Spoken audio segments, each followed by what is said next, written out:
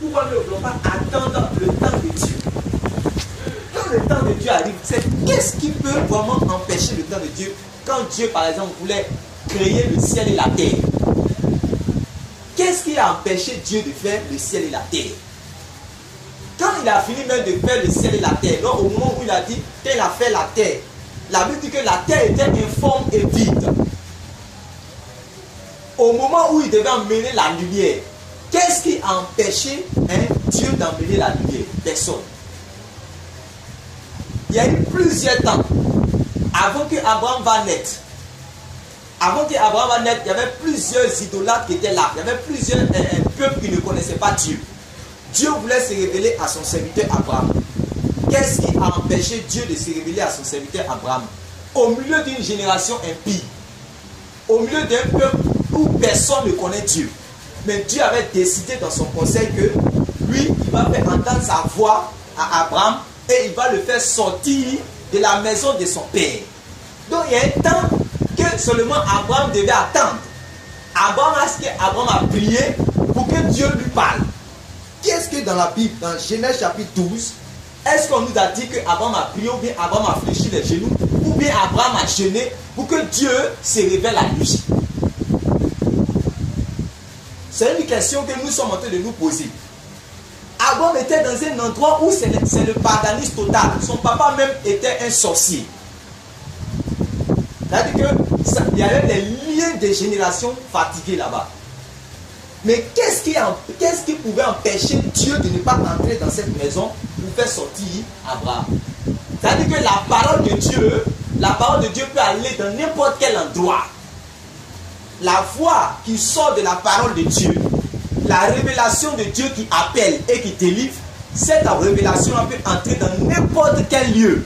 Que ce soit que la personne soit dans une prison, que la personne soit dans un village, que la personne soit liée, que la personne vraiment soit bloquée à n'importe quelle circonstance, si la voix de Dieu doit se faire entendre, lorsque le temps de Dieu là arrive, mon ami, tu vas entendre la voix de Dieu. Mais c'est nous, on ne peut pas attendre le temps de Dieu. C'est nous, on est pressés. Lorsque Dieu, le temps là est arrivé, on dit dans Genèse chapitre 1 que Dieu dit à Abraham, sors de la maison de ton père. Il ne savait pas qui est en train de lui parler. Genèse chapitre 12. Il ne savait pas qui est en train de lui parler. Amen. Et Dieu commence à s'adresser à lui. Donc il y a un temps pour toutes choses. Amen. Au moment où, par exemple, le prophète Esaïe disait que en Israël ici, il y aura une vierge qui va accoucher. Une vierge de monde qui va être enceinte. Tout le monde peut-être est en train de le regarder pour dire, attends, est-ce que le prophète là, ce qu'il est en train de dire, c'est normal? Est-ce qu'une vierge peut tomber enceinte? Donc, je suis sûr, je n'étais pas à cette époque, mais je suis sûr que même ceux qui étaient serviteurs de Dieu à côté de lui ne croyaient pas. Parce que moi, s'il était là, il allait dire, ah, ce qu'il est en train de dire là, ce n'est pas sûr. Tous ceux qui étaient à côté de lui, les sacrificateurs, tous ceux qui étaient là, le roi même devant qui il a dit cette parole, personne ne croit. Parce qu'il est venu devant le roi comme ça, il a dit, demande un signe et Dieu va te donner le signe. Le roi ne peut rien dire. Il dit, bon ok, le signe c'est que dans Israël ici, il y a une vierge qui sera enceinte. Mon ami, si quelqu'un vient te dire ça, vraiment, il y a à 99,9%, tu ne peux pas croire en cette parole. Mais il a fallu plus de 700 ans plus tard. Je pense que pendant première année, deuxième année, troisième année, peut-être même le jour même que Esaïe a déclaré cette parole, que la vierge est enceinte. Le jour qu'il est arrivé à la maison, que sa famille m'a entendu ça, que le prophète Esaïe a prophétisé que une vierge sera enceinte. Même ses propres fils même qui croient en lui, là, à cause de cette parole même, il doit dire que cette déclaration qu'il a dit là, tous les jours tu prêches la vérité. Tous les jours tu prophétises ce qui vient de Dieu. Et nous on respecte vraiment la grâce de Dieu sur ta vie. Mais il y a une prophétie qui est sortie de ta bouche. Vraiment, il faut te repentir par rapport à ça. Parce que comment ça c'est possible? Vous n'avez pas vu que même quand l'ange Gabriel est venu vers Marie, puis lui a dit que tu seras enceinte, elle-même qui est concernée, elle a dit que comment c'est possible? à plus forte raison, lui qui n'est pas enceinte. C'est-à-dire que lui qui déclare, c'est-à-dire il prophétise quelque chose qui est impossible. C'est-à-dire que pendant qu'il est en train de dire ça, tout le monde est étonné. Est-ce que ça va s'accomplir? Et je suis sûr que même ceux qui étaient avec lui, les fils des prophètes là, personne ne croyait. Israël est mort et puis ce n'est pas accompli. 100 ans passés, ce n'est pas accompli. 200 ans passés, ce n'est pas accompli. 300 ans passés, ce n'est pas accompli. 400 ans passés, ce n'est pas accompli. 500 ans passés, ce n'est pas accompli. 600 ans passés, ce n'est pas accompli. Donc les gens te disaient que tout ce que Esaïe a prophétisé, il y a beaucoup qui sont arrivés, mais ça là, c'est impossible. Qu'est-ce qui l'a poussé à dire ça? Amen. Amen. Ce n'était pas une affaire de l'authenticité de la prophétie. Ce n'était pas une affaire de la vie de sanctification du prophète. C'était une affaire du temps de Dieu qui devait arriver. Parce que la prophétie, cette prophétie-là était conditionnée à un temps. Il y a des prophéties qui sortent de la bouche de Dieu, mais qui sont conditionnées à une époque précise. Et tant que ce temps n'est pas encore arrivé, cette prophétie ne peut pas arriver, même si le prophète a vécu dans la sanctification. Même si, c'est-à-dire que la personne par laquelle le Seigneur est passé pour annoncer cette parole est agréable à Dieu, cette prophétie qui est sortie de sa bouche doit attendre et s'aligner au temps de Dieu. Mais est-ce que nous, on s'attend à ça? Une fois, j'étais arrivé dans une famille où j'étais avec 2 sœurs. J'ai dit à une de ses sœurs, les 2 sœurs étaient là, et j'ai dit parmi les 2 à une sœur que dans 5 ans, parce qu'il y avait plusieurs prophéties, elle était tellement habituée à attendre vraiment des paroles pour lui dire que vraiment l'année prochaine ne passera pas, ou cette année ne passera pas, voici ce qui va arriver, voici ce qui va arriver. Et ce jour, poussé par l'esprit, j'ai dit à sa soeur que vraiment dans 5 ans, la gloire de Dieu, c'est-à-dire que le visage, quand ils vont te regarder, c'est le Seigneur Jésus qu'ils vont voir. Normalement, quand on dit ça à un chrétien, même si ce n'est pas l'argent, même si ce n'est pas voiture, même si ce n'est pas mariage, mais quand on lui dit que dans 5 ans, quand on va te regarder, ils vont voir le Seigneur Jésus, n'est-ce pas une bonne prophétie? Mais le fait que j'ai dit dans 5 ans, la sœur qui était à côté ne pouvait jamais accepter la prophétie parce que la prophétie là doit arriver dans 5 ans. C'est trop loin. Vous voyez les choses? Et Dieu regarde les gens, ses enfants, et dit que vraiment, d'accord, voyez les gens qui ne veulent pas rentrer dans mon plan. Mon plan là, c'est-à-dire que c'est calculé, il y a le temps qui est dedans. Amen. Il y a le temps qui est dedans. Lorsque les temps sont accomplis, même Daniel a dit que à Nebuchadnezzar que c'est du temps des rois que la pierre qui va sortir de nulle part et va frapper la statue. Donc, il dit que du temps des rois, donc tant que le temps des rois n'est pas encore arrivé, la prophétie d'Ésaïe aussi ne peut pas s'accomplir. Parce que la vieille là doit tomber enceinte au temps des rois. Donc il y a un temps. Est-ce que nous voulons attendre le temps de Dieu? Amen. Amen. Est-ce que nous voulons attendre le temps de Dieu? Dieu dit maintenant à Abraham qu'il y a un enfant que je vais te donner. Avant même le temps d'Abraham, pendant qu'il était là avec sa femme, avant même le temps d'Isaac, pendant qu'Abraham était là avec sa femme, je vous assure que lorsque Dieu est en train de lui donner la parole, pour lui dire à partir de 75 ans à 81 je vais faire de toi le père des nations et que je vais te donner un enfant, toute personne qui te bénira sera bénie, toute personne qui te maudira sera maudite. Quand Dieu lui a fait cette promesse, Satan était là, puis Satan riait. Parce que quand Satan regarde Abraham et puis on lui dit ça, mais c'est Dieu qui lui dit ça. Quand Abraham regarde, et quand Satan regarde le corps d'Abraham et puis sa femme, il ne croit pas. Et puis il rit. C'est mort. Il ne croit pas que ça peut arriver. Donc, souvent, mais il donne les pensées aux deux. C'est-à-dire qu'à Abraham et puis à sa femme de se regarder eux-mêmes pour voir si est-ce qu'ils sont capables de pouvoir accomplir ce que Dieu a dit. Est-ce qu'ils sont capables que ce que Dieu a dit, là, ça va s'accomplir. Amen. Amen. Le temps a tellement duré jusqu'à 86 ans, ça n'allait pas. Sarah dit que on dirait que la prophétie a dû trop. il faut prendre la gare qui est à côté là. Toi-même, tu vas accomplir la prophétie. Vous voyez? Et c'est ce qui tue les enfants de Dieu. Dieu parle. Personne ne peut dire que Dieu ne parle pas. Il parle tantôt d'une manière, tantôt d'une autre. Il parle en songe. Il parle dans sa parole. Il parle dans les conseils. Il parle par prophétie. Il parle par révélation. Il parle dans les Écritures. Il parle dans toute manière. Il parle même quand il sort. Il parle par le Saint-Esprit qui habite en nous. Il parle par les prédications au dehors. Il parle par l'évangélisation. Il parle seulement par un témoignage. Et nous savons qu'il parle. Mais pourquoi nous ne voulons pas respecter le temps? C'est le temps qui fatigue. Pourquoi nous ne voulons pas respecter le temps pour que la prophétie de l'Éternel, la volonté de Dieu, le dessein de Dieu s'accomplisse? Si nous respectons le temps, frère, c'est fini. Amen. Amen. À 86 ans, on a commencé à chercher pour voir s'ils vont prendre les raccourcis. Ils sont allés pour faire Ismaël. Dieu dit que ce n'est pas Ismaël. Amen. Dieu est revenu plus tard pour lui dire que d'attendre. Cette fois-ci, Dieu lui-même est descendu maintenant. L'Écriture aussi est venu avec 2 ans qui étaient à côté. Quand il est venu, Abraham a couru pour aller vers lui. Il dit, attends, viens, tu ne peux pas partir comme ça. À Sodome et Gomorrhe, il faut venir. Je vais te recevoir chez moi à la maison. Les 2 ans avec Dieu sont venus. Sarah était dans la cuisine. Sarah a commencé à faire la nourriture pour que Dieu et puis ses 2 compagnons puissent manger. Amen. Et c'est ça. C'est pourquoi on dit qu'il faut être toujours là au bon moment. Si ce jour-là, Sarah était sortie, c'était fini pour Sarah.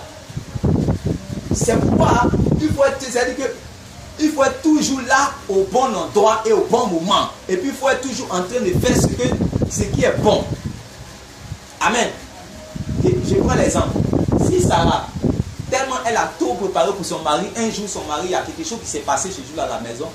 Et puis elle se met en colère. Aujourd'hui la main ne prépare pas pour toi. Je m'en vais, il sort. Moi qui va préparer pour toi. Ce jour-là, peut-être que Dieu est en train de venir. C'était ce jour-là, peut-être que Dieu venait. Et puis Sarah se fâche avec son mari. Il dit non, aujourd'hui, toi, tous les jours, c'est toi qui es là, tu pries, tu pries, tu pries. Tous les jours, c'est toi qui te dis les hommes de Dieu, tu pries, tu pries, tu pries. Vous voyez ça depuis là, il n'y en a même pas encore enfant. Elle commence à se fâcher aux les discussions d'un foyer. Puis elle dit que bon, moi je sors ici, fatigué, je sors. Oh, Dieu est en train de venir pour venir faire le miracle. Elle allait tenter sa position. Amen. Donc c'est une manière en même temps de nous dire ce que nous faisons et que nous savons que c'est bien, que Dieu nous dit de faire là. Continuons à faire cela, même si on ne voit pas les choses, continuons à faire. Même si on peut voir le contraire, tu es en train de faire du bien à quelqu'un, tu es en train de te soumettre à quelqu'un, tu es en train d'aider la personne, tu es en train de faire tout, de prier pour lui, tu es en train de l'aider, c'est ton mari. Tu fais tout pour que vraiment tout soit dans l'harmonie, mais il ne regarde pas tes bienfaits. C'est ce à quoi tu t'attends, tu ne reçois pas. Ne t'arrête pas, continue de faire. Parce que le jour que tu t'arrêtes, ou tu as dit que non, c'est bon mais je ne fais plus, c'était le jour là que ton miracle devait venir. C'est comme ça, hein. C'est comme à l'OSC là, nous tous on dit, Dieu va nous montrer comme ça toutes les grâces qu'on a loupées. On dit, ah, ce jour-là, si il savait, mais il n'allait pas dire ça. Ou bien ce jour-là, si il savait, il allait l'écouter. Ou bien ce jour-là, si il savait, il allait me soumettre. Parce que tout est calculé dans le plan de Dieu. Et c'est nous-mêmes qui garde les choses. Amen. Ce jour-là maintenant, cette femme, Dieu merci, elle était à la maison. Et Abraham lui a dit qu'il faut faire la nourriture, Dieu va manger. Elle a commencé à faire dans la causerie entre Dieu et Abraham. Dieu maintenant dit que Sarah va avoir un enfant. Amen. Quand il lui a dit que Sarah va avoir un enfant, elle-même rit parce qu'elle ne croit pas. Amen. Elle a commencé à rire parce qu'elle ne croit pas cette parole que vraiment elle va avoir un enfant. Son mari est vieux, elle aussi elle est vieille, elle a avancé en âge. Elle a atteint même, c'est-à-dire qu'elle a dépassé la ménopause. La ménopause, peut-être à partir de 45 ans ou bien 50 ans, mais elle a dépassé cela. Elle est devenue grand-mère. Et comment une grand-mère peut accoucher? Est-ce que vraiment, c'est-à-dire que Sarah qui préparait savait que c'est Dieu qui parle. Parce que Quand son mari est en train de causer, son mari parlait avec l'Éternel. Elle est dans la cuisine, elle sait que son mari parle avec l'Éternel. Mais l'Éternel dit que tu vas avoir un enfant. Mais elle ne croit pas que... Tu as dit que Dieu parle. Dieu dit que tu vas avoir un enfant. C'est-à-dire, pas que lui a dit directement, mais il a dit à son mari, par exemple, que Sarah va avoir un enfant. Elle est dans la cuisine, elle entend. Mais ce n'est pas un homme qui a dit, hein. C'est Dieu qui a dit. Mais elle rit. C'est comme ça notre incrédulité. Parce que nous, on pense que lorsque quelqu'un vient parler de la part de Dieu, il parle de lui. C'est-à-dire que c'est lui-même qui a train de parler. Alors que c'est Dieu qui parle. Ne disons pas que oui, c'est parce qu'en ce temps-là, elle était incrédule, ou bien comment Dieu lui-même peut parler et puis elle ne croit pas. Mais toi-même, tu fais la même chose. Parce que quand quelqu'un vient parler, il parle de la part de Dieu. Quand quelqu'un vient donner cette parole, il parle de la part de Dieu. Quand quelqu'un parle, il parle inspiré de Dieu. La Bible dit que c'est poussé par l'Esprit de Dieu que les prophètes ont parlé de la part de Dieu. Amen. Amen. Donc toute parole qui sort de la bouche de Dieu là, de cette écriture est inspirée de Dieu. Quand on vient de donner les orientations du Seigneur, les directives spirituelles, quand on vient de donner toutes ces choses, toi tu penses que c'est l'homme qui a train de parler. Donc tu ris aussi comme Sarah. Parce que tu ne crois pas, tu as tellement attendu, tu as attendu beaucoup de choses, tu as attendu le temps là, donc ce n'est pas arrivé, ce n'est pas encore arrivé, donc tu te dis oui, bon, ça là, tu commences à rire. Amen. Amen. Amen. Donc Dieu lui dit que pourquoi tu ris? Il a fait de causer comme ça avec Abraham et il dit à Sarah qui est dans la cuisine que pourquoi tu ris? Elle dit que je ne ris pas, il dit tu as menti, tu as fait de rire. Amen. Tu as menti, tu as fait des riz, tu ne crois pas. Mais il dit que l'année prochaine, à cette même période, quand je viendrai, il y a un signe que tu es enceinte. Amen. Amen. Croyons en la parole prophétique du Seigneur. Croyons aux révélations que le Seigneur nous donne. Croyons aux paroles personnelles que le Seigneur nous donne. C'est-à-dire que personnellement, croyons aussi à ça. Ça va s'accomplir. Si ça vient de Dieu, ça va s'accomplir. Amen. Ne baissons pas les bras. Ne coûtons pas Satan. Ne coûtons pas tout ce qui est autour de nous. Ne regardons pas. Même si nous voyons, c'est-à-dire que les problèmes qui sont devant nous. N'est-ce pas Moïse qui a dit que les Égyptiens que vous voyez là, regardez-les une dernière fois. Parce que c'est votre dernière fois de les regarder. Après ça, vous ne les verrez plus. Donc quand tu vois qu'il y a un problème commence à venir, quand tu vois que les circonstances commencent à venir pour que tu ne vois plus la parole de Dieu s'accomplir, regarde ça une dernière fois. Regarde, tu dis que je te regarde pour la dernière fois, après ça je ne te verrai plus. Quand c'est comme ça, ça donne les mots de tête à Satan. Et s'il voit qu'il est devant une personne qui a la foi, une foi qui déplace les montagnes. Amen. À partir de l'année prochaine, cette femme a conçu, elle a eu son enfant. Amen. Parce que c'était le temps où Isaac devait venir. Isaac arrive. Il fait 40 ans maintenant. Ça veut dire que 40 ans de chasteté. Jusqu'à 40 ans, Isaac n'avait pas de femme. Donc il est là. Lui, parce que Dieu lui a dit qu'il va perpétuer la postérité de son papa. Mais il est là. 20 ans, 21 ans, 22 ans, 23 ans, 24 ans. Il n'y a même pas de femme autour de nous. Pour dire que toutes les femmes là, ce sont des esclaves. Donc il cherche une femme qui est selon Dieu. Donc chaque jour, Isaac prie pour que la femme que Dieu a choisie pour lui, là, cette femme vienne. 21 ans. C'est-à-dire que pendant ce temps, l'ennemi se moque de lui. Parce qu'on dit qu'on va voir où c'est-à-dire que la postérité là va sortir. Il n'y a pas de femme autour de toi. Amen. Est-ce que Isaac a dit non que, ah bon, qu'est-ce qu'il veut faire? Ou bien je prends une servante ici? Ou bien est-ce qu'Isaac a paniqué? Non. 25 ans arrivent. Est-ce qu'Isaac a paniqué encore? Peut-être qu'il y a eu des mauvais conseillers qui sont venus pour lui dire des choses. Mais est-ce qu'Isaac a paniqué? 30 ans, Isaac n'est pas là. Normalement, en Israël, à 30 ans, tu es déjà mature. Lui, la maturité est arrivée, mais il n'est pas encore eu. Est-ce qu'Isaac a dit que, hey, attends, je vais aller dans un programme où je vais chercher pour que vraiment, si on dit que je dois payer l'argent pour que je puisse faire. Isaac n'a pas paniqué. Parce qu'on dit, si quelqu'un attend 30 ans qu'il a vu qu'il n'est pas encore il n'est pas encore marié ou qu'il n'a pas encore eu tel pour, il ne veut pas attendre le temps de Dieu. Il va aller écouter les personnes qui vont lui dire non que oui, ah, Si on a tu as atteint 30 ans dans cette maison, c'est fini pour toi. Tout ce que tu dois devenir, c'est fini. Donc il prend cette parole et puis il pleurniche, il se morfond, il ne croit plus en Dieu, il n'a plus la foi. Amen. C'est comme ça tue les gens. Isaac n'a pas dit non, que oui, je vais baisser les bras. Isaac était où? Il n'était pas chez lui, hein. Il était dans la maison de son père à ce moment. Et il est là-bas. Pendant 5 ans, il a dépassé la maturité. Il n'y a pas femme. Est-ce qu'Isaac a paniqué? Isaac, on peut apercevoir quand 40 ans. Amen. Parce que c'était en ce moment que Dieu avait prévu. Peut-être qu'en ce moment, hein, quand Isaac avait 30 ans, peut-être que sa femme Rebecca même était encore une adolescente. Regardez le temps de Dieu. Je vais vous montrer le temps de Dieu. Si Isaac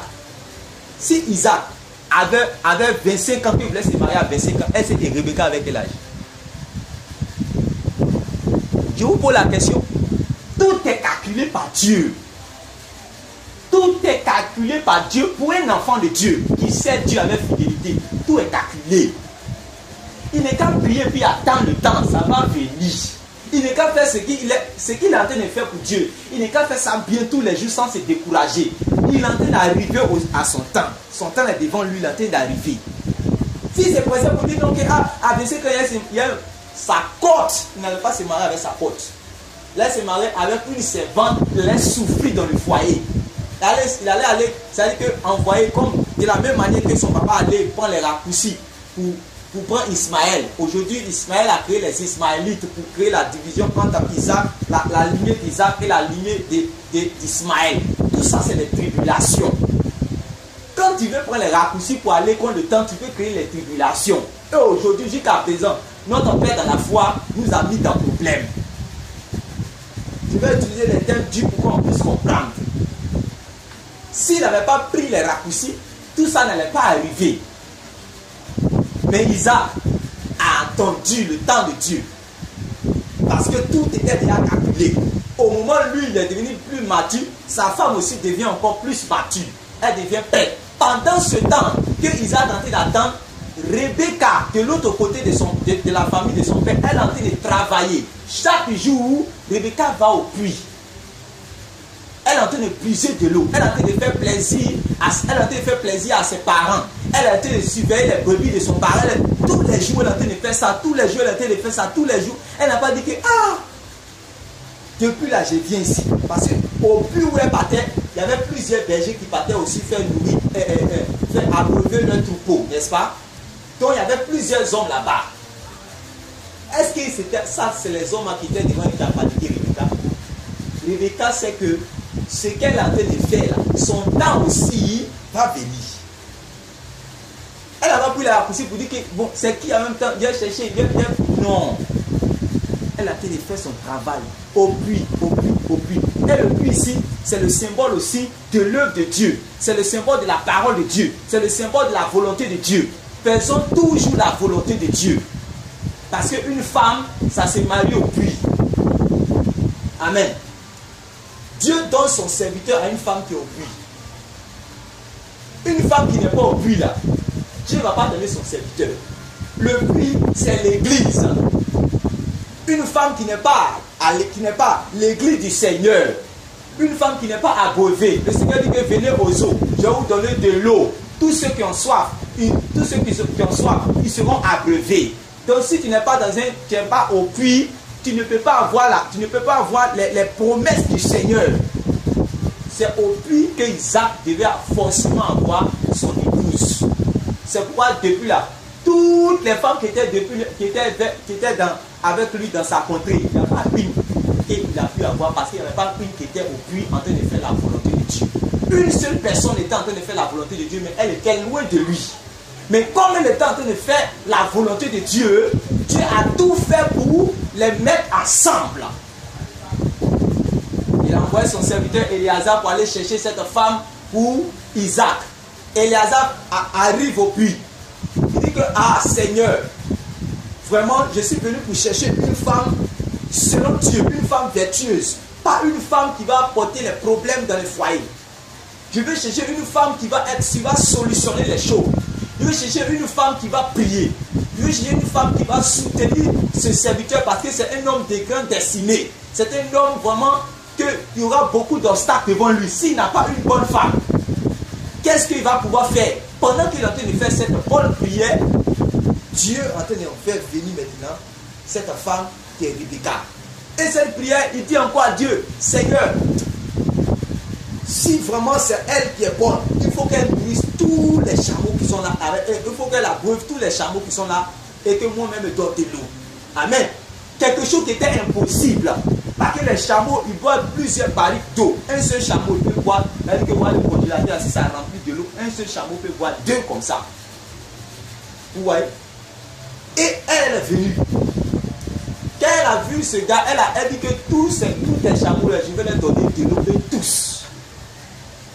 Parce que c'est une femme qui se bat, c'est une femme qui travaille, c'est une femme qui fait la volonté de Dieu. C'est une femme que depuis, elle a la foi. Amen. Pendant qu'elle est en train de faire, elle est en train de se marier comme ça. Amen. Est-ce qu'on peut attendre le temps de Dieu? Dites-moi maintenant, est-ce que Sarah, comment ça s'appelle, Rebecca a prié pour avoir son mari? Rebecca a prié. Rebecca était au puits. Elle était dans la volonté de Dieu. Rebecca était au puits. Rebecca était dans la volonté de Dieu. Au puits aussi, c'est la parole. Rebecca était dans la parole de Dieu. C'est tout. Si nous sommes dans la volonté de Dieu, on est en train de marcher. On est en train de marcher. Comme Habakkuk dit que la prophétie tarde. Mais cette prophétie-là, Dieu dit la prophétie tarde, mais la prophétie-là va atteindre son but. Va arriver, va atteindre son thème là. Quand ça va arriver, ça va s'accomplir. Il faut attendre. Reste à ton poste.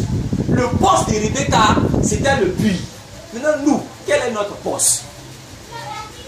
Qu'est-ce que nous sommes en train de faire qui plaise à Dieu? Qu'est-ce que nous sommes en train de faire qui fait avancer la volonté de Dieu? Qu'est-ce que nous sommes en train de faire que Dieu est assis sur toi et puis dit que ma fille continue de faire? Qu'est-ce que nous sommes en train de faire que les anges sont là et puis dit que vraiment nous avons trouvé quelqu'un? Il y avait les gens d'autrefois, mais si, dans cette génération, nous avons un fils, nous avons une fille qui est dans une position qui nous plaît. Elle n'est qu'à continuer cela. On va faire tout pour que vraiment sa joie soit parfaite. Quand tu fais la volonté de Dieu, ta joie sera parfaite. Peut-être que Rebecca était dans une famille où elle était à l'aise. Peut-être que Rebecca était dans une famille où on s'occupe d'elle. Mais il y avait quelque chose dans son cœur à l'intérieur d'elle qu'un jour les femmes aussi, elle doit se marier. C'est une joie qui est cachée en elle que Dieu doit combler et Dieu savait cela. Parce que Dieu a dit que tu ne pas demander les choses. Mais ce qui est bon pour nous, lui, il le sait. Et si les pères qui sont sur la terre, aussi méchants qu'ils sont, ils savent donner des poissons, ils savent donner du pain lorsque les enfants leur demandent des choses, à plus forte raison, lui, le Père Céleste, qui connaît tout ce que nous lui demandons. Avant que nous allons lui demander, il sait déjà. Comment lui ne va pas nous donner cela? Mais pourquoi nous pleurons? Mais pourquoi? C'est-à-dire qu'au lieu d'être à notre poste, nous ne sommes pas à notre poste. Tu restes à ton poste et tu attends le temps de Dieu. Ça, c'est très important dans toute notre vie spirituelle. Notre vie spirituelle, c'est très important. Il y a beaucoup de choses que Dieu veut faire avec nous, mais nous simplement nous demande que quoi? D'attendre le temps de Dieu. Amen. Amen. D'être au puits et puis d'attendre. Peut-être qu'elle avait tout ça dans son cœur. Mais Dieu ne lui a pas demandé de prier. Dieu lui a dit simplement, viens au puits, viens au puits et fais ton travail. Elle était au puits chaque jour. Elle fait son travail chaque jour. Elle n'a pas dit un jour aussi que, bon, moi chaque jour c'est moi, je suis au puits là-bas, je viens, chaque jour c'est moi ici au puits ici, je viens, je donne de l'eau aux chameaux, aux brebis, tout ce genre de choses, je suis fatigué. Non, je suis fatigué. Non, on n'a pas dit ça. Un seul jour, comment on n'a pas dit. Imagine encore, si c'était le dernier jour, elle avait dit ça. Ou elle a dit, ou au moins elle est en train de venir, c'est en ce moment qu'elle aussi a dit que c'est bon, mais elle est trop fatiguée ici. Mais trop fatiguée.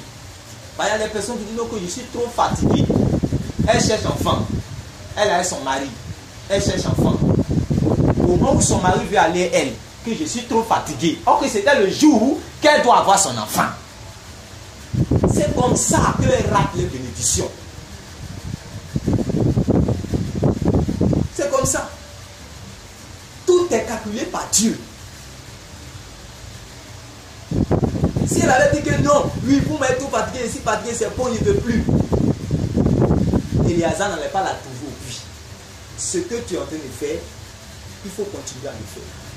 Tu peux venir ici, où tu vas trouver, où il y a une personne, peut-être que c'est le frère David qui est là. Et puis il n'y a personne qui est là. Quand tu es venu, vous êtes deux, tu penses que, ah, c'est plusieurs personnes, qui, quand il n'y a pas beaucoup de personnes, Dieu n'est pas là. Tu dis, bon, comme 2 jours on vient, c'est plus seul de voir, mais c'est 2 personnes qui voient, et puis c'est pas la peine, je m'en vais. Alors qu'il a dit que là où 2 ou 3 sont réunis en son nom, il est quoi? Il est au milieu. Il est au milieu, il agit puissamment. Sa main n'est pas courte à ce moment-là. Sa main est toujours longue pour agir. Sa main qui délivre là, ça délivre toujours quand il y a 2 personnes. Sa main ses yeux qui voient tout là, ça voit toujours quand il y a 2 personnes. C'est le jour que tu te décourages, tu dis que non, bon, c'est devenu bizarre. Hein. Leur rencontre compris là, c'est devenu bizarre. C'est ce jour-là que pour toi tu es sorti. C'est toujours comme ça. Pourquoi on ne peut pas attendre le temps de Dieu et persévérer? Isaac maintenant a eu sa femme. Pendant qu'il a eu sa femme, c'est là maintenant que le diable encore commence à rire. Parce que quand Isaac a eu sa femme, il pensait que quand il allait avoir sa femme, première année nette, il allait avoir un enfant. Parce que lui, c'est vrai qu'il a eu sa femme. Mais quand un homme qui avait sa femme, ce qui va faire sa joie, c'est qu'il veut voir sa postérité dans le foyer. Qui peut contester ça? Un homme veut voir qu'il a un enfant. Quand il est là, première année, il n'y a pas d'enfant. Le diable, lui, il pensait que non, il allait se marier. Et puis il va se finir. Voilà ça maintenant. Il n'a pas d'enfant. Première année, deuxième année, troisième année, quatrième année, il n'a pas d'enfant. Il n'a pas d'enfant. Il n'a pas d'enfant. Jusqu'à ce que même sa femme a commencé à dire, ah, mais qu'est-ce qui se passe? Il faut prier ton Dieu là pour que vraiment je puisse savoir ou bien qu'est-ce qui se passe. Amen. Or, c'est ça, c'est quand on ne veut pas attendre le temps de Dieu là. On ne sait pas que souvent, Dieu même est derrière nos problèmes. Derrière les problèmes, il y a 2 entités, 2 personnes. Le diable ou bien Dieu. Amen. Mais nous, on pense que derrière le problème, il y a le diable. Tu es foutu si tu penses ça. Derrière le problème, il y a le diable. Derrière le problème, il y a 2 entités. Le diable ou bien Dieu. Dieu aussi est derrière les problèmes. Mais pour Dieu, là, ce n'est pas problème. C'est-à-dire que non, c'est quoi? C'est qu'il y a, si par exemple, Rebecca qui était là, la Bible c'est la Bible qui nous dit que Dieu l'avait rendue stérile. Mais elle-même, elle ne savait pas que c'était Dieu qui l'avait rendue stérile. C'est quand nous on lit là, on dit que c'est poussé par le Saint-Esprit que Moïse, quand il écrivait la Genèse jusqu'à les 5 livres là, que lui nous dit que Dieu avait rendu en ce moment-là, quand Rebecca était avec Isaac, que Dieu l'avait rendu stérile. Mais elle-même là, pendant qu'elle est Isaac, ils sont dit de vivre leur foyer, elle ne sait pas qui la rend stérile. C'est ça. Alors que c'est Dieu lui-même qui a bloqué ça. Mais pourquoi Dieu bloquait ça? C'est dans la suite de l'histoire que tu vas savoir pourquoi Dieu est en train de bloquer. Je vais vous expliquer ça. Pourquoi Dieu a rendu Rebecca stérile? Parce que tout était encore calculé dans le temps. Première année, deuxième année, cinquième année, 10e année, 15e année, il n'y a pas d'enfant. Ah! Alors que, qu'est-ce qui se passe? Peut-être qu'elle aussi s'est montée dans son cœur. Ah, ma belle-mère, quand ça n'allait pas, elle a cherché un raccourci pour prendre une servante, pour donner ça à son mari. Est-ce que moi aussi, je ne peux pas faire ça?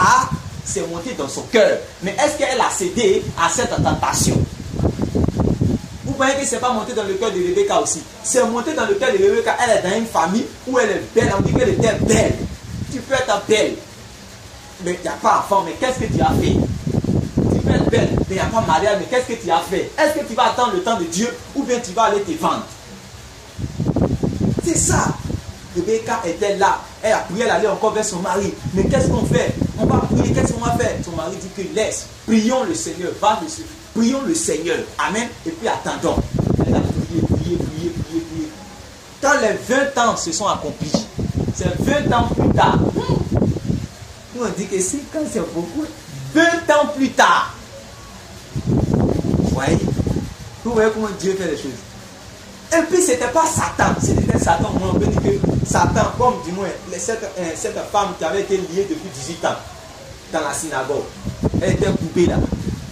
Ça c'était Satan qui l'avait coupé pendant 18 ans. Donc Dieu a dit, ah, c'est trop, tu l'as trop coupé, sois délivré. Et il a délivré, elle a commencé à bien marcher. Ça c'est le diable. Mais il y a un nom aussi où c'est pas le diable, où c'est Dieu lui-même. Est-ce qu'on sait ça?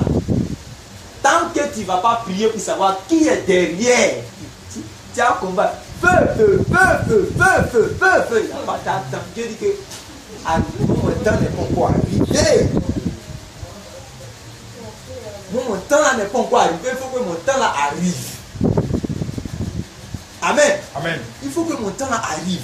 Dieu était là, jusqu'à ce que les 20 ans soient accomplis. Maintenant, pourquoi Dieu a fait dire qu'en 20 ans? Peut-être que pendant que Dieu attendait qu'en 20 ans, Marie même, la femme de lui qui va naître là, quand Rebecca a accouché, elle a accouché 2 enfants et c'était 2 nations, Jacob et Ésaü, n'est-ce pas? Or, dans le plan de Dieu, Jacob, c'est lui aussi qui doit continuer à perpétuer la postérité d'Abraham et d'Isaac, n'est-ce pas? Mais peut-être que lui aussi, sa femme qu'il va avoir, Léa et puis Rebecca n'étaient même pas encore nés. Et Léa et puis Rachel n'étaient pas encore nés. Si maintenant, sa maman l'accouchait depuis première année de mariage, c'était pas lui aussi avec sa femme qu'il allait se marier. Comprenez ça. Il allait se marier avec une autre femme. Il était se marier à un temps, à une période propice à la naissance aussi de sa côte. Il est né, Jacob à Ésaü là. Quand Jacob est né, il est né d'une période propice aussi avec sa femme, avec ces 2 femmes qui étaient là, Rachel et puis Léa. Amen. Nous devons attendre le temps de Dieu. Amen. Nous devons attendre le temps de Dieu. Quand le temps arrive, rien ne peut. Même dans les mauvaises choses, quand le temps de Dieu arrive, ça doit arriver. L'apôtre Paul est venu, il a dit que dans les derniers temps, les gens vont devenir égoïstes. Les gens vont devenir fanfarons. Les gens vont aimer le plaisir plus que Dieu. Les gens seront irréligieux. Les gens seront calomniateurs. Il a dit ça, non? Mais que c'est une prophétie qui est mauvaise. C'est une prophétie, c'est-à-dire que qui n'est pas, si on veut dire, qui n'est pas bonne parce que ça va détruire. Les gens vont devenir mauvais. Mais est-ce que ce n'est pas accompli? Nous sommes dans les derniers temps où les gens maintenant sont devenus mauvais. Parce que le temps est arrivé. C'est pourquoi tu pries chaque jour, Seigneur, oh Dieu, que vraiment les âmes se convertissent. Mais plus tu pries là, le temps où les gens sont mauvais là, c'est arrivé. Donc ils seront toujours mauvais. C'est pour de pouvoir connaître les périodes, les temps de Dieu. On peut prier, on peut gêner, on peut faire tout ce qu'on veut. Mais le temps où la légalisation de l'homosexualité est arrivée, c'est arrivé. On va voir n'importe quel président, il va venir annuler le temps où ce qui était anormal là, et ce qui était normal va devenir anormal. C'est ce temps-là qui est arrivé. C'est quoi dire que le temps de Dieu, il faut connaître le temps de Dieu pour toi. Il faut connaître le temps de Dieu pour ta nation. Il faut connaître le temps de Dieu pour toutes choses. Nous sommes venus, nous qui sommes par la grâce de Dieu, dans le conseil de Dieu. Bien que nous sommes faibles, mais Dieu nous a fait grâce peut-être d'être dans son conseil et de pouvoir connaître sa volonté de Dieu. Pour dire que Dieu est sur le plan de faire une nouvelle chose, où il va bouleverser la nation, où il va prendre maintenant ses serviteurs de part et d'autre, qui ne ressemblent à rien, mais il va les utiliser d'une manière qu'il n'a jamais utilisé les gens d'avant. Ça veut dire qu'il y a un temps nouveau qui arrive. Il y a les serviteurs de Dieu authentiques qui sont venus, qui ont parlé de ça, qu'il y a un temps nouveau qui arrive. Mais les gens aujourd'hui ne veulent pas de temps nouveau. Ils veulent chercher les raccourcis. Comme ils voient qu'il n'y a pas de réveil, il y a pas les foyers ne sont pas bouleversés par la puissance de l'évangile, quand on voit que la parole n'a pas d'effet, on peut commencer à faire des associations. On va mettre les plans, les choses bizarres pour compenser la parole de Dieu. On va mettre par exemple les concerts, on va mettre par exemple les films, on va mettre les comédies. C'est-à-dire que les choses où les gens vont venir et puis ils ne vont pas s'ennuyer dans l'église. On veut faire ça pour que vraiment on ne sente pas que la main de Dieu n'est pas en action. C'est ça aussi le raccourci, parce qu'il ne veut pas connaître aussi le temps de Dieu. Est-ce que ce n'est pas le temps où Dieu maintenant veut agir avec efficacité? Est-ce que nous ne sommes pas arrivés dans ce temps-là? On ne veut pas attendre le temps de Dieu, on veut prendre le raccourci. Que le Seigneur vraiment nous vienne en aide, de façon personnelle. Que le Seigneur vraiment nous vienne en aide. Dieu, les projets qu'il a formés pour nous sont des projets de bonheur. Amen. Ce ne sont pas des mauvais projets, ce sont des projets de bonheur. C'est pourquoi on dit que Dieu fait concourir toutes choses bonnes pour ceux qui l'aiment. Amen. Dieu fait concourir toutes choses au bien de ceux qui aiment Dieu. Amen. Toutes choses concourent au bien de ceux qui aiment Dieu. Si aujourd'hui, je te donne un œuf frais, toi, je dis que tiens le frais, tasse, il faut boire. Est-ce que tu vas pouvoir boire? Parce que ça n'a pas de goût. Si je donne de la farine, je dis que Aïcha prend la farine qui est là, il faut prendre un coup comme tu prends un ticket, il faut manger. Farine, il faut mettre à ta bouche. Tu vas manger. Si toi, je te donne, tu peux prendre. Je remplis ce verre d'huile. Je dis que tiens, huile, ça remplit ici, qu'il faut boire. Tu vas boire? Parce que les trois, quand les trois sont éparpillés, c'est-à-dire que quand tu bois l'huile simple, ça n'a pas de goût. Quand tu prends la farine, que tu commences à manger simple, ça n'a pas de goût. Ça peut te tuer, n'est-ce pas? La farine simple peut te tuer. C'est mauvais contre toi. L'huile, quand je te donne simple, l'huile seule, ça peut te détruire. L'œuf, quand je te donne, puisque c'est frais, ça peut te faire du mal, ça peut te détruire, ça peut créer les troubles dans ton ventre.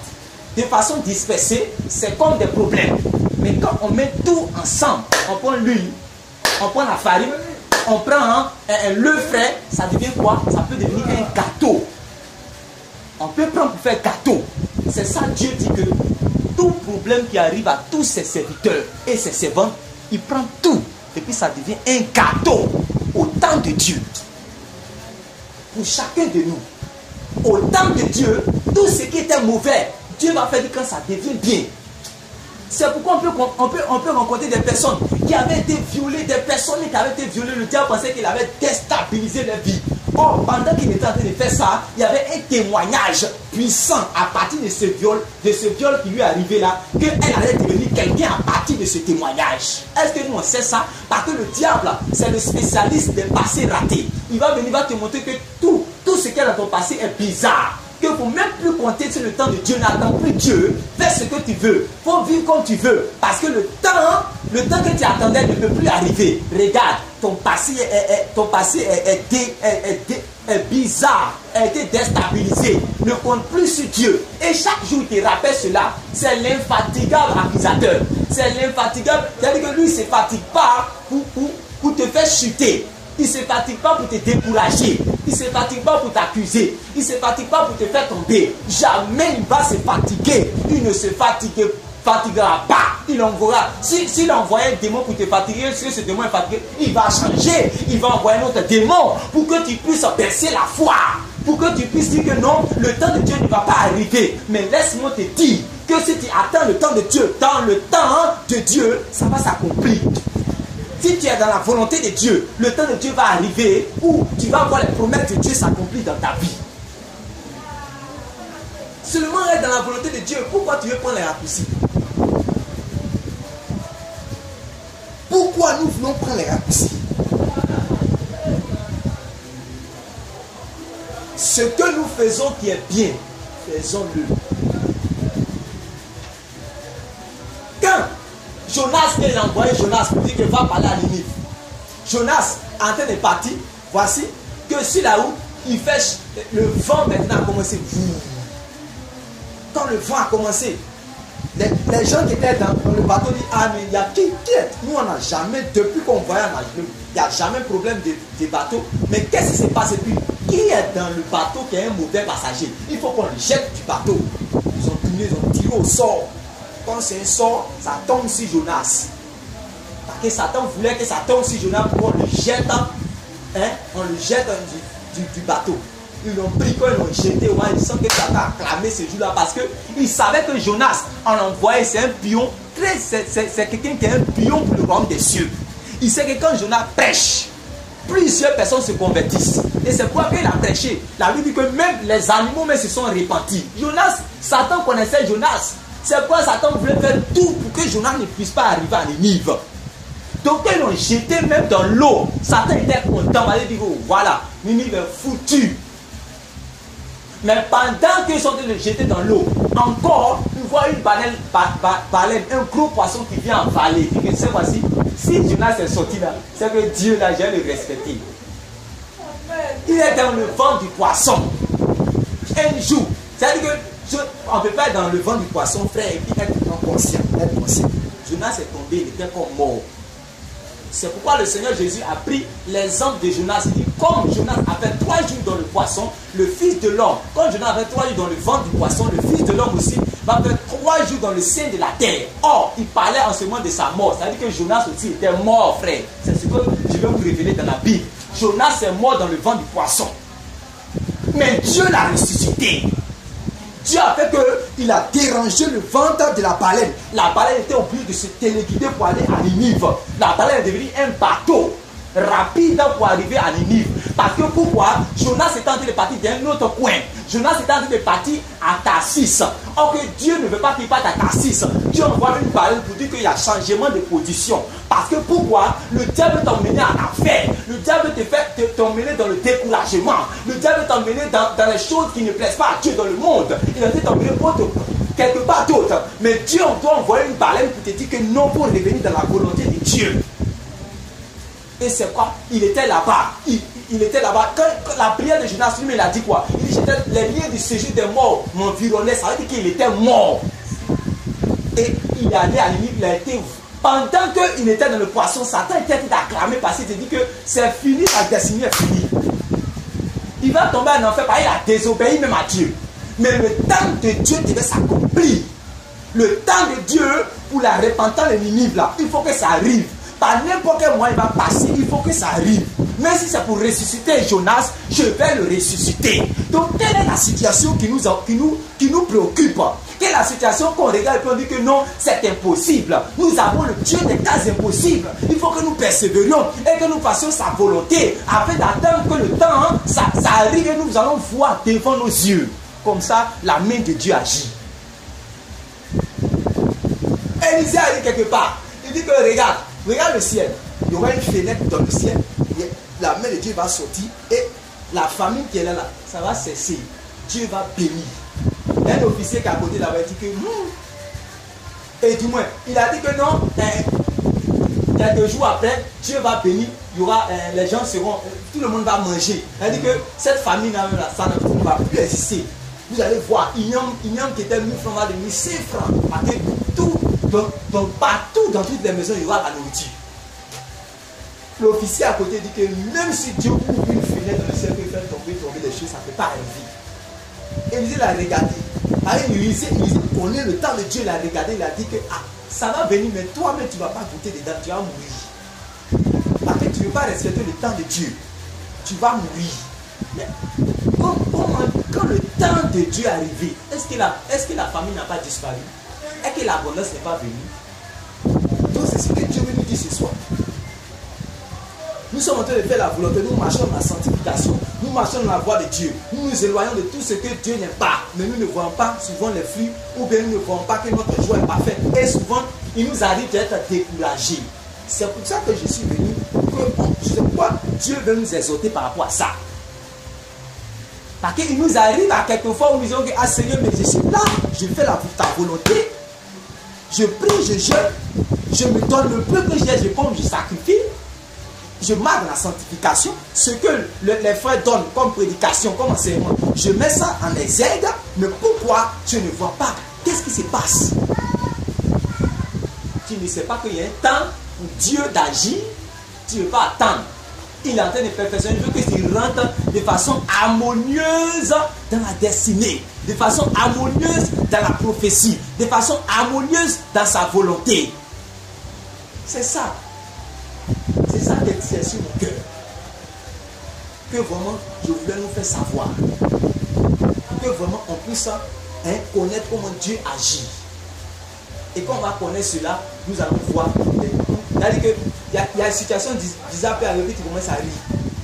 Il y a des gens comme ça, qui ont tellement la foi, puis ça arrive, ils commencent à rire. Parce qu'ils connaissent. C'est quoi? Jésus, quand il arrive quelque part, les gens pleurent, ils disent que non, elle n'est pas morte, elle dort. Elle lui connaît. Tout ce que les gens disent, il faut le compter, il faut le compter, il faut le compter. C'est-à-dire que c'est un homme à part. C'est un homme qui connaît tellement les situations, il connaît tellement les circonstances. Il faut que nous aussi, la Bible dit que le juste ne craint pas les mauvaises nouvelles. Il est serré même au jour de la détresse. C'est ça, il faut que nous arrivions à cette dimension où nous voyons que le contexte où nous vivons. C'est-à-dire qu'une soeur vient ici, hein, son problème a peut-être que son problème a, ton problème arrive à 100, elle son problème arrive à 10, et puis elle vient pleure. Toi quand tu viens, ton problème arrive à 100, puis tu ris. Elle dit que quoi? Comment une fille, regarde comment ses problèmes sont immenses, et puis elle est là, elle rit. Mais elle a la foi. Elle persévère, elle attend, elle compte, elle a la confiance en Dieu. En ce moment, Dieu est content et puis Dieu réunit la personne. Parce que la personne a été un exemple. Amen. Donc vraiment, c'est ce que vraiment je voulais nous exhorter ce soir.